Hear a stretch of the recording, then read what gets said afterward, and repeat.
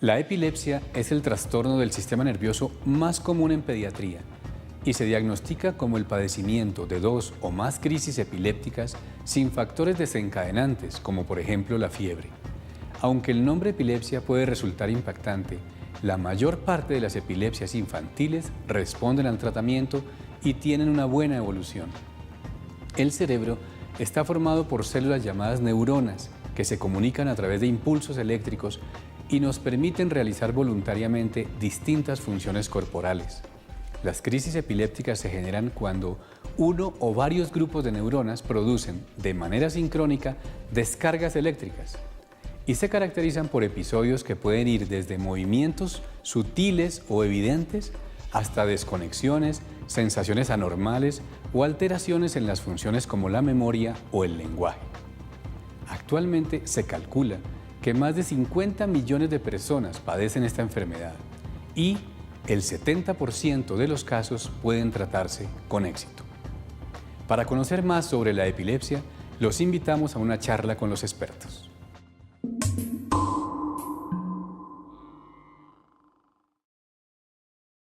Doctora Uzcategui, ¿qué es la epilepsia infantil? La epilepsia primero habría que recordar que es una condición, es un síntoma, que podemos verlo no solo en los niños, sino en cualquier persona. Eso no tiene diferencia ni por edad, ni por raza, ni por sexo. La epilepsia puede presentarse en cualquier tipo de persona. Sin embargo, existen dos grupos en donde más se manifiesta, los adultos mayores y los niños. Por eso la epilepsia es un tema importante en los niños. Regresando a la definición, pues epilepsia es un síntoma de alguna situación que está afectando al cerebro y que predispone al cerebro a tener una actividad eléctrica normal que causa diferentes manifestaciones. Para todos siempre la epilepsia es convulsionar y existen manifestaciones de la epilepsia que no necesariamente son con una convulsión, con un movimiento. Pueden ser, por ejemplo, desconexiones, pueden ser, por ejemplo, sensaciones, percepciones anormales, sean visuales, sean auditivas. Entonces la gente siente cosas, ve cosas que no están ahí, oye cosas que no están ahí, ¿cierto? Puede tener afectaciones, por ejemplo, de tipo de lenguaje, de memoria, ¿sí? Y esas pocas veces se reconocen como parte de los síntomas de la epilepsia. Ya. O sea, detrás de la manifestación que llamamos epilepsia puede haber varias enfermedades. Puede ser causada por existen muchas causas para llegar a tener epilepsia, ¿sí? Doctor Medina, ¿qué causa la epilepsia? Bueno, si uno se pone a mirar la clasificación de epilepsia, podría sintetizar que existen 4 grupos específicos de pacientes con epilepsia. Uno es el que tiene que ver con la genética y está caracterizado porque son pacientes completamente normales, en donde hay una historia familiar y los ataques principian a una edad y tienden a terminar en otra edad. Esas son las que se llaman epilepsias primarias, están reconocidas ya por la genética, ya sabemos dónde están las alteraciones, son de muy buen pronóstico, pero están cargadas de una genética mendeliana. Quiere decir eso que es una familia la que, donde se identifica posiblemente este tipo de ataque. Claro que hay familias donde se presenta el cuadro nuevo, pero lo más frecuente es que esos niños sean completamente normales. Dentro de las primarias existen otras que estuvieron muy enredadas hasta prácticamente fines del siglo XX, que son lo que se llaman las epilepsias reflejas, ¿sí? Que son canalopatías. Esas canalopatías son epilepsias primarias que tienen que ver específicamente con reflejos, consecuencias de algo, por ejemplo, como la fiebre, por ejemplo, el no dormir, el exceso de televisión. Y esto se aclara específicamente a fines del siglo XX con todos los trabajos que se hicieron sobre epilepsias fotosensibles. Digamos, estos dos grandes grupos se consideran primarios, unos con la edad y el otro con reflejos. ¿Por qué se llaman canalopatías, profesor? Bueno, porque fue toda la teoría de los estudios de los canales lo que nos permitió aclarar que de golpe el estímulo sensorial de la luz, del ruido, del frío, del hambre, de la angustia, puede desencadenar la crisis. Entonces, antiguamente se conocían como gatillos y trataban de mezclarse, pero cuando uno se mete en la clasificación, este tipo de epilepsias son y estuvieron, y se hizo mucho énfasis a fines del siglo XX, y prácticamente a entradas de eso. Ahorita se ha olvidado algo, pero están metidas allí. Entonces uno podría dividir las primarias en esos dos grandes grupos. Otro tipo de epilepsia, que ya no es enfermedad como epilepsia, sino como síntoma, definitivamente son lo que se llaman las epilepsias secundarias. A medida que que la medicina ha evolucionado como ha evolucionado, con la tecnología ha disminuido la mortalidad, pero aparece ahora la morbilidad. Entonces, hasta hace unos años, usted se acuerda que uno no veía niños genéticos, sino el Down. Pero hoy estamos viendo niños con antecedentes de amenazas de aborto, niños con enfermedades metabólicas, niños con antecedentes endocrinológicos, niños con enfermedades degenerativas. Todas esas enfermedades que comprometen el cerebro pueden cursar con epilepsia. Manifestarse con manifestación epiléptica. Y esos pacientes no responden muy bien a la medicación porque es una enfermedad involutiva lo que los da. Entonces, la dificultad es que las medicaciones no tienen receptores. Algunas de estas enfermedades, por ejemplo, las encefalopatías hipóxicas, el niño que se ahogó, el niño durante el parto, ese niño tiene un problema de inflamación recién nacido, pero apenas le pasa la inflamación, sale bien, entre comillas, porque sigue vivo, pero su cerebro principia a hacer unas cicatrices que son lo que nos van a dar las epilepsias secundarias, con el niño con retardo, con el niño con problemas a nivel de su neurodesarrollo, a nivel de su comportamiento. Eso son epilepsias secundarias. Entonces, el gran paquete, que son prácticamente lo que se denomina epilepsia, no es fácil de clasificarlo, si no interpreta uno la causa del ataque para poder buscar el mecanismo que actúe en contra del mecanismo de acción que la desencadenó. Espero no enredarme. Si yo tengo una epilepsia primaria y sé que hay un problema de un mecanismo de acción, pues busco la medicación correspondiente a eso y prácticamente voy a hacer el antídoto, digamos, de ese. Pero si yo tengo una epilepsia secundaria, no puedo trabajar con la misma medicación, tengo que ir con otra medicación y hacer lo mismo para tratar. Y cuando decimos secundaria, es secundaria a una lesión que ha sufrido el cerebro por cualquier causa. De acuerdo. Por un golpe, por un ahogamiento, por una alteración del metabolismo. Es que estamos en un siglo en donde definitivamente la mortalidad ha disminuido notoriamente. Así es. Sí, pero la morbilidad. Así es. Y todo el organismo está hecho para proteger el cerebro. Entonces, un chiquito que tiene una enfermedad metabólica, cualquiera que ella sea, entonces tiene una diabetes. Es que cuando el niño se descompensa desde el punto de vista diabético, su cerebro es el que sufre. Claro. Y el niño que tiene una acidosis metabólica, su cerebro es el que sufre. Pero sobrevive. Y él sobrevive, pero sobrevive con compromiso. Con secuelas. Sí, el niño que tiene un fenómeno hipoxémico o que le falta oxígeno en un momento dado, el niño sobrevive. Hoy, por ejemplo, los neonatos, las unidades de cuidado intensivo neonatológico son un sitio que tiene que ser excesivamente cuidadoso con eso, porque no es que el niño salga vivo, sino que salga en buenas condiciones neurológicas. Claro que sí. ¿Cómo hace una mamá que ve a su niño desconectado o a su niño que se mueve excesivamente para saber si hay o no? ¿O cómo hace la medicina para establecer cuándo hay una epilepsia y cuándo no la hay? Tal vez la epilepsia es de las pocas enfermedades en donde nosotros seguimos dependiendo del paciente. Dependo de la mamá o de un buen observador muy cuidadoso, que realmente el diagnóstico de la epilepsia es clínico. Es que le cuenten a uno cuál es el fenómeno que están viendo. Los padres siempre son muy meticulosos en esto y como vienen percibiendo síntomas anormales, son muy detallistas al contárselo. La tecnología nos ayuda, hoy en día los papás sacan su teléfono celular y lo filman y eso nos puede ayudar mucho, porque realmente diagnosticar la epilepsia a veces supera la tecnología. Tenemos estudios, ¿cierto?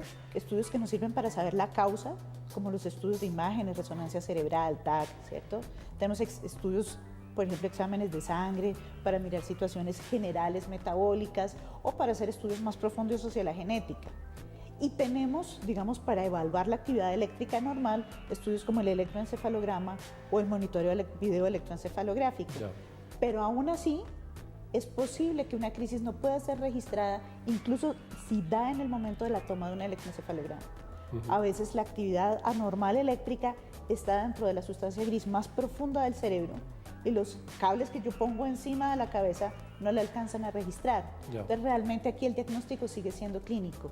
Que los papás le cuenten a uno, que uno como médico la pueda ver, que los papás sean precavidos, sobre todo si saben que tienen un hijo que tiene factores de riesgo por X o Y enfermedades que haya padecido, ¿cierto? Si está entre los factores de riesgo para tener epilepsia, los papás tienen que ser muy cuidadosos y los cuidadores evidenciando cada uno de los síntomas, porque realmente son ellos. Cuando se lo cuentan a uno, es la única manera de hacer el De diagnóstico. acuerdo.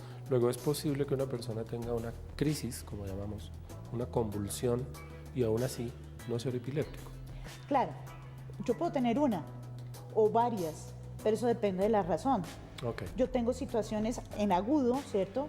Si el niño estaba molestando, se sube a un árbol, se cae y se pega, en ese momento por el golpe, digamos, yo acabo de agredir al cerebro, es posible que yo tenga una convulsión, pero eso no le va a generar que su cerebro quede predispuesto a seguir teniendo crisis o convulsiones, ¿cierto?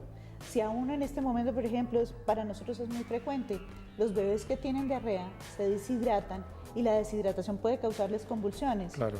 Y eso no quiere decir que ese cerebro quedó lesionado y va a seguir teniendo convulsiones. Incluso hay algunos medicamentos, hay algunas vacunas que los pueden causar, y es importante que la gente sepa que es un fenómeno aislado y que eso no dañó el cerebro del niño y eso no va a volver a ocurrir. De acuerdo. ¿Sí? Pero por eso en esto sigue siendo la clínica lo más importante. Primero, que los papás le cuenten a uno el síntoma, y segundo, los antecedentes del paciente. No es lo mismo la persona que viene sana y tiene un evento muy claro que uno dice, fue por culpa de esto y esto no va a volver a pasar. No es lo mismo a el niño que uno recibe con toda la historia de complicaciones del embarazo, del parto, donde ya uno empieza a dudar si esto sí va a volver a pasar. Uno de los grandes inconvenientes en que se enfrenta especialmente el médico es que al médico se le prepara para ver la enfermedad en la estructura, y nosotros no vemos la enfermedad en la estructura, nosotros vemos la enfermedad en la función. ¿Sí? Eso es un poquito diferente, porque es lo que yo veo, lo que yo interpreto y lo que yo siento, lo que yo percibo. Hay 3 entidades médicas que tienen una presentación paroxística: la migraña, el paroxismo nocturno, ¿La hematuria? ¿Ah? La hematuria paroxística. La taquicardia paroxística, La taquicardia ¿sí? paroxística. Y la epilepsia. Ajá. Esas 3 tienen una característica bien importante, y es que a los 5 minutos el paciente está bien. Por esa razón los griegos llamaron a la epilepsia la enfermedad sagrada, porque el paciente salía de la crisis y quedaba bien. Sí, solamente Hipócrates fue 300 años antes de Jesucristo que le dijo, oiga, esto no es una enfermedad sagrada, esto tiene que estar en el cerebro. Pero cuando viene Marcos y escribe en el Evangelio, y todos los apóstoles, en el Marcos 9, versículo 17, que Jesucristo hace el diagnóstico etiológico de una enfermedad demoníaca, ahí quedó la epilepsia clavada durante 20 siglos. Y fue hasta 1982 cuando se logró en el Vaticano que el Vaticano aceptara la epilepsia como una situación biológica y no religiosa. Y en el año 1987, en el Congreso de Jerusalén, le dieron prácticamente vía libre a la neurología para que siguiera trabajando en epilepsia. Hasta ese momento la Iglesia tenía el comando de la situación. Nosotros nos enfrentamos en mi época a esa situación porque era el exorcismo. Eso le iba a decir, hasta entonces la epilepsia... Sí, así que... Discúlpeme, profe, hasta entonces no, el problema es que la gente la sigue sintiendo así. Entonces yo tengo pacientes que todavía han sido sometidos a exorcismos y a manejos, por ejemplo, de medicina, de cosas, por ejemplo, de creencias indígenas, porque hay que sacarles el mal espíritu en vez de llevarlos al médico, porque esto es una enfermedad.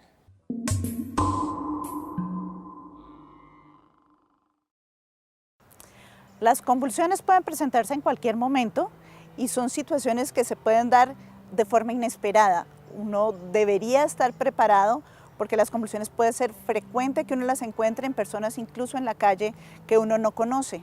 Todos deberíamos estar preparados para atender a una persona y más a un niño con una convulsión. Lo primero que uno tiene que saber frente a una convulsión es que no se debe asustar.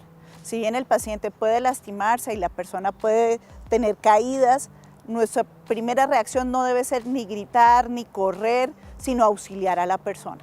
Lo segundo es evitar cualquier tipo de lesión, golpe, trauma.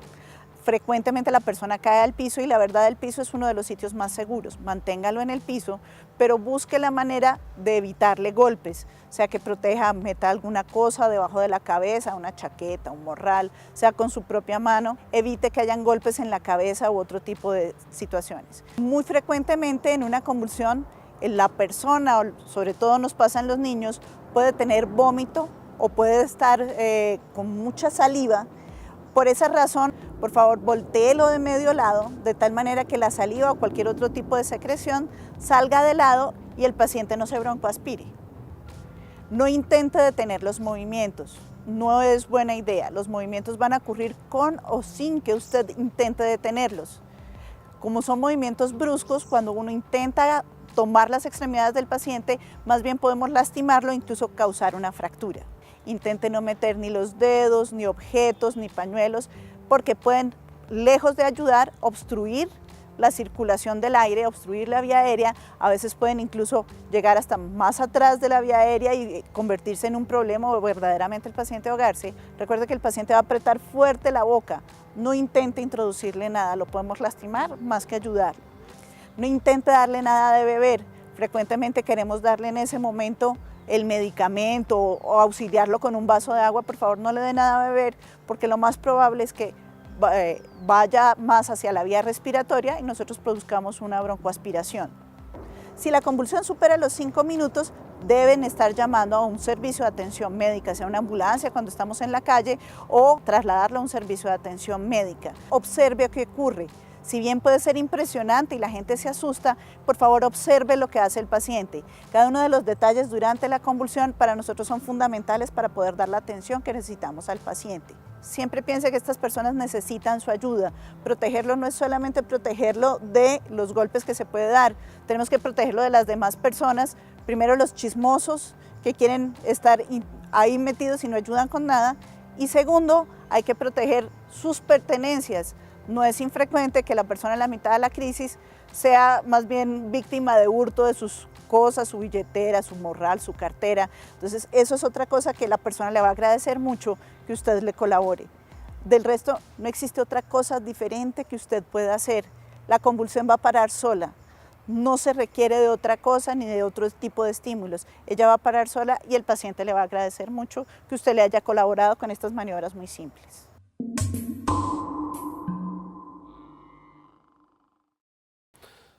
Profesor Uzcategui, usted había mencionado que hay alteraciones que pueden presentarse desde el embarazo que puedan tener al final como manifestación un cuadro epiléptico. ¿Qué podríamos recomendar como estrategias de prevención de la epilepsia? Entonces tendríamos que entrar a mirar una por una las causas, pero es muy importante para nosotros, hoy en día es muy importante que la gente entienda que un embarazo debe ser una cosa planeada, ¿cierto? Entonces la salud de la madre y del padre antes de un embarazo debe ser una cosa que se vigile. Ojalá la gente planificara tener su hijo y se acercara al médico para saber cómo está su condición biológica, que la mamá no tenga enfermedades endocrinológicas, por ejemplo, como un hipotiroidismo, que la mamá no porte alguna de las infecciones que son asintomáticas, valga decir el citomegalovirus, o en qué condición está, por ejemplo, frente a una infección como el toxoplasma. O la rubiola. O la rubiola, ¿cierto? Que tenga una vacunación completa la madre antes de embarazarse, de tal manera que eso le evite unas enfermedades. Llegamos al periodo del embarazo y pues aquí también viene una serie de situaciones. ¿Qué medicamentos ingiere? ¿Qué exposiciones tiene a radiaciones, a tóxicos, ¿cierto? Ambientales. La nutrición de la mamá es muy importante. Si bien nosotros en este país, por las condiciones sociales, sabemos que hay muchas personas que su nutrición es mala, la verdad es que nosotros estamos viendo un fenómeno en quienes no tienen problemas económicos para comer. Y es que pues la situación de vanidad y belleza hace que muchas mujeres persisten en la idea de hacer dieta durante el embarazo. Uno entiende que hay que cuidarse, pero eso es lesivo para el niño. La madre no se alimenta bien, el niño no se alimenta bien. Cada uno de los nutrientes de la madre es un componente del cerebro del niño. Si ella no se alimenta bien, aquí no tuvimos nada. Que la madre cuide su salud, ¿cierto? Que esté pendiente de hacer sus controles prenatales. Es el médico el que podría detectar tempranamente alguna enfermedad, sea la hipertensión, la diabetes, alguna infección que está empezando, y el tratamiento temprano nos evitaría las complicaciones. Y obviamente llegar a una atención del parto que sea adecuada, ¿cierto? De acuerdo a los riesgos que se detectaron desde antes, durante el control prenatal, que haya una atención adecuada del parto, ¿sí? Que ojalá todos los embarazos llegaran al final y no tuviéramos niños prematuros. Sin embargo, habrán cosas que se escapan a estas prevenciones, pero en general tal vez el grueso de los pacientes se podría reducir con eso. Tenemos otras estrategias, obvio, evitar los traumas craneoencefálicos. Uno que para nosotros es fundamental, que es la vacunación. La meningitis es una de también de las primeras causas de epilepsia. Entonces, llegar a la vacunación ahora que está en boga la idea de que las vacunas pueden producir otras enfermedades, lo que producen enfermedades es no vacunar a los niños. Entonces, la vacunación es sumamente importante. La mayoría de las causas que producen meningitis son inmunoprevenibles, existe vacuna para eso. Entonces, no existe ninguna razón para dejar de vacunar a los niños, ¿sí? Y de ahí en adelante, pues existirán otras situaciones, pero yo creo que la mayoría están dentro de ese grupo que podrían ser prevenibles. Profesor Medina Malo. Yo quisiera agregar algo acá, y es que los estudios en este momento que más se acercan a la parte de prevención es todo lo que tiene que ver con aprendizaje. En el sentido de que se está preguntando a la gente por qué hay tanto problema de aprendizaje. Y cuando la revisión se está haciendo ya en medicina basada en la evidencia, se está comprobando lo que se viene diciendo hace muchos años. El niño prematuro tiene problemas de aprendizaje, el niño gemelar tiene problemas de aprendizaje, el niño con partos distóxicos tiene problemas de aprendizaje. El hijo de madre hipotiroidea. El hijo de madre hipertensa, tiene el hijo de madre preeclámptica. Claro, las cosas han mejorado. La mortalidad, por ejemplo, de la preeclampsia disminuyó notoriamente. Hoy ya no se mueren el 24%, sino se mueren el 4%. Pero sí vale la pena anotar que somos, como seres humanos, pertenecemos al reino animal. Como reino animal somos mamíferos. Como mamíferos necesitamos una atención especial durante la gestación. Se está comprobado que, por ejemplo, la madre trabajadora tiene muchísimo más riesgo de hacer parto prematuro y niño de bajo peso. Eso tiene que ver con aprendizaje. Entonces, sí, yo sé que psicosocialmente es importante que la mamá se vuelva proveedor en un momento dado, pero es que el proveedor tiene nombre propio. No es que sea uno que quiera irse al siglo pasado, pero sí vale la pena pensar que el embarazo debería ser en unas condiciones completamente diferentes. Pero una mamá que está con un estrés terrible hasta el día del trabajo de parto, no termina de darle el periodo de seno cuando ya tiene que estar otra vez trabajando, y el niño tiene que criarse con una tercera persona, y queremos que el niño tenga las mejores condiciones porque es hijo de fulanito o de sutanito. No, es un mamífero, y es un mamífero que hay que proteger desde la gestación, del parto y del desarrollo. Esos chiquitos que tienen alto riesgo son niños que desafortunadamente, excúseme, pero desafortunadamente no todos convulsionan. Dichosos aquellos chiquitos que por retardo psicomotor convulsionan y llegan a neuropediatra. Y llegan a tener atención. Los otros quedan metidos en un cajón en donde definitivamente van a tener problemas de aprendizaje porque sí, y es porque ellos no quieren. Y cuando vemos, no es que no quieran, si es que no pueden. Acordemos que el único órgano inmaduro en el ser humano es el cerebro cuando uno nace. Uno puede vivir sin cerebro de recién nacido, pero a los 2 días lo está necesitando. Claro. Y al mes necesita el cerebro, y a los 10 años necesita el cerebro. El cuerpo viene ya mielinizado, ya viene ya no tiene más que crecer, pero el cerebro tiene que mielinizarse, tiene que organizarse, tiene que crecer, tiene que pasar de pesar 300 gramos a pesar 1400, no de células, sino de tejido, de que tiene que ver con conexiones. Es como si no tuviéramos todas las conexiones aquí en el estudio. Las células aparte, solas, no van a funcionar, los aparatos solos no funcionan, lo que funciona es toda esa conexión, todo ese proceso madurativo que hace que podamos en un momento dado llegar a tener un cerebro como el que tenemos que tener. Hemos avanzado, nos falta un poco. Profesora Angélica María Uzcategui, profesor Carlos Medina Malo, muchísimas gracias por su compañía el día de hoy, por su ilustración, por sus luces. Esto es Estación Salud, medicina a tiempo.